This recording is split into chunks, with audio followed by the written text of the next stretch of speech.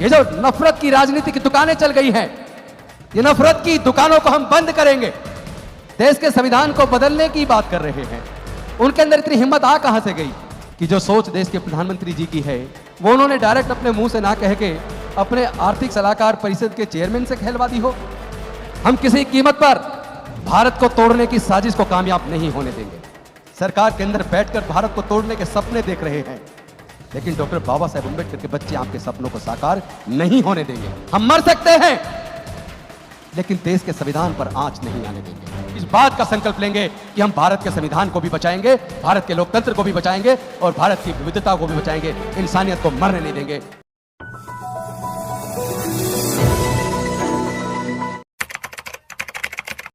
सबसे पहले दुनिया को समता, स्वतंत्रता, बंधुता, न्याय, प्रज्ञाशील, करुणा और मैत्री का संदेश देने वाले तथागत भगवान बुद्ध और डॉक्टर बाबा साहेब अम्बेडकर जी के चरणों में कोटि कोटि नमन करते हुए, सभी महापुरुषों के चरणों में कोटि कोटि नमन करते हुए, मिशन जय भीम की पूरी टीम और यहाँ आए हुए सभी साथियों को, माताओं बहनों को, बच्चों को क्रांतिकारी जय भीम विनम्र नमो बुद्धाय।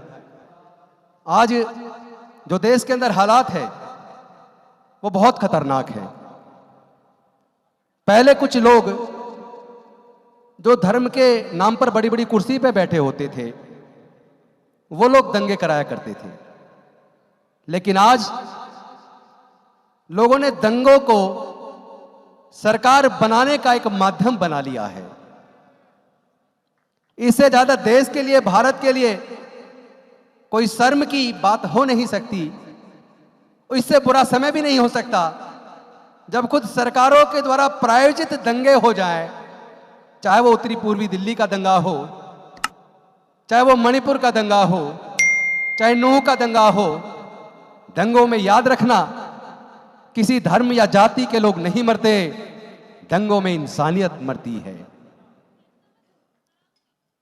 आज देश के प्रधानमंत्री की आर्थिक सलाहकार परिषद के चेयरमैन देश के संविधान को बदलने की बात कर रहे हैं। उनके अंदर इतनी हिम्मत आ कहां से गई? कहीं ऐसा तो नहीं है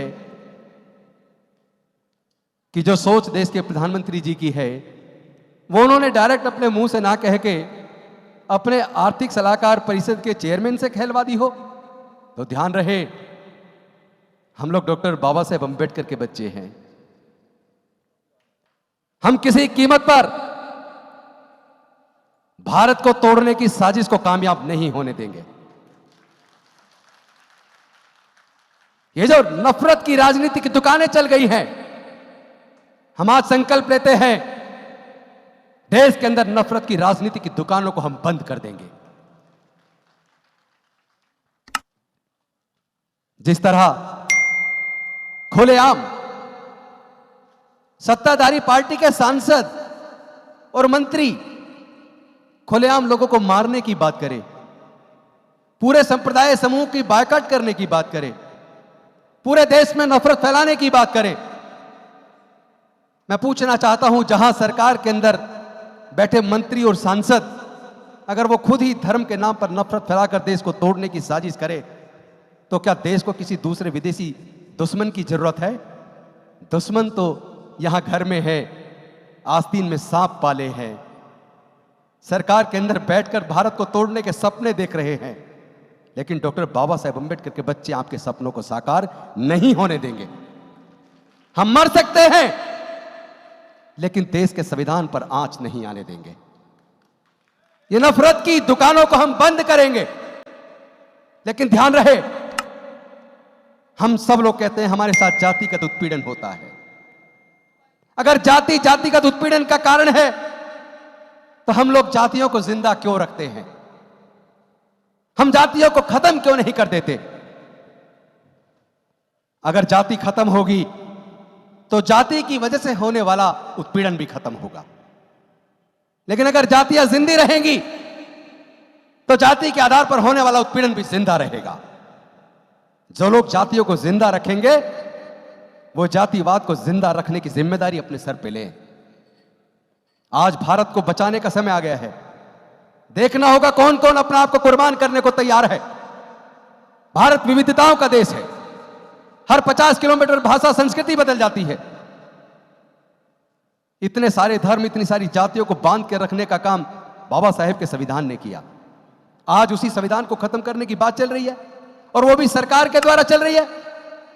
basic structure of Indian constitution को वायलेट किया जा रहा है। सब जानते हैं आर्टिकल 368 इंडियन कॉन्स्टिट्यूशन का भारत में संविधान के संशोधन की बात करता है, लेकिन केशवानंदन भारती की जजमेंट में सुप्रीम कोर्ट ने 13 जजों की बेंच ने स्पष्ट कर दिया कि जो संघीय ढांचा है, फंडामेंटल राइट्स हैं, directive principle of state policy है, कार्यपालिका, न्यायपालिका और उसके साथ साथ विधायिका, इन तीनों को जो सेपरेट पावर्स है, इंडिपेंडेंसी है, उसको तोड़ने की जो साजिश, जो बेसिक स्ट्रक्चर को किसी भी कीमत पर बदला नहीं जा सकता, 13 सदस्यीय बेंच सुप्रीम कोर्ट की तय कर चुकी है। लेकिन आज केंद्र के अंदर बैठे हुए जो नफरत की बात कर रहे हैं, उसको रोकना होगा, देश को टूटने से बचाना होगा। हमें अपने आप को एकजुट होकर इस लड़ाई को लड़ना होगा।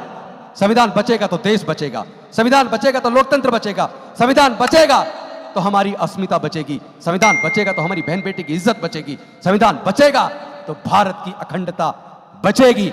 वरना भारत फिर से जैसे आजादी से पहले 562 रियासतों में बटा था, फिर से भारत बट जाएगा और भारत को बांटने और तोड़ने की साजिश की जिम्मेदारी केंद्र की सरकार की होगी। आज आपने जो उत्साह दिखाया और जो 3 साल की जो यात्रा भी हमने देखी, इसको देखकर मैं भाव विभोर हूं। आपसे निवेदन करता हूं, आप सब लोग बाहर चल के खाना लेंगे, उसके बाद 2 लाइनों में और पूरे अनुशासन के साथ 26 अलीपुर रोड तक चलेंगे। जो लोग डॉक्टर बाबा साहेब अम्बेडकर के सच्चे बच्चे हैं, जो भारत के संविधान को बचाना चाहते हैं, वो मेरे साथ शांति के साथ अनुशासन को बनाकर 26 अलीपुर रोड तक चलेंगे और वहां जाकर बाबा साहेब को पुष्पांजलि करके इस बात का संकल्प लेंगे कि हम भारत के संविधान को भी बचाएंगे, भारत के लोकतंत्र को भी बचाएंगे और भारत की विविधता को भी बचाएंगे, इंसानियत को मरने नहीं देंगे। बहुत बहुत धन्यवाद। नमो बुद्धाय, जय भीम।